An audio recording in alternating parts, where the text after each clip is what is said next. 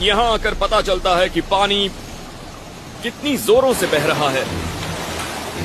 कुछ साल पहले कुछ स्टूडेंट्स यहाँ पर आए थे बेलीज के इन जंगलों में एक फील्ड ट्रिप के लिए, और वो इस तरह के वाटरफॉल के पास पहुंचे और उनमें से एक जो किनारे पर खड़ा था उसका पैर फिसला और वो पानी में गिर गया। एक दोस्त ने उसे पकड़ने की कोशिश की, वो भी पानी में गिर गया और वो दोनों मारे गए। इसीलिए इस पानी की जानलेवा ताकत को कम समझने की गलती कभी मत कीजिएगा।